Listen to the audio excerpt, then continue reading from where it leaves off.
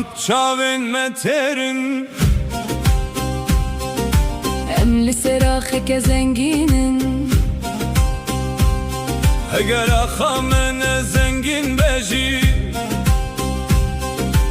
Em Kurdî saço merdin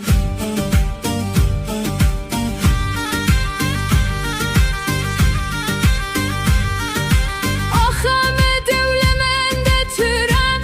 Hay lay lay lay Ne kurji te pereyan distînin Hay lay lay lay Belkî kesin mînate Hay lay lay lay Ji axa me sûdê digirin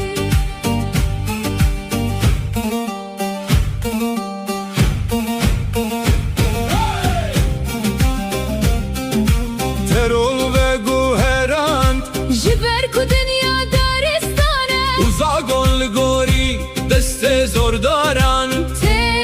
nivîsandin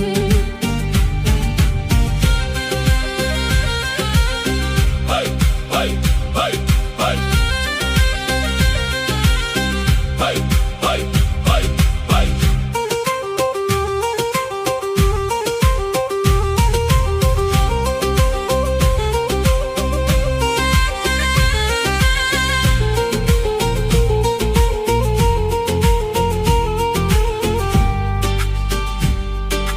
Le kul xwediyê naxa xwene Bi pereyan nayên kirîn Bi gotinan nayên biçûk xistin û berxwedana wan de berdewam be Ta ku Kurdistan azad be Ta ku Kurdistan azad be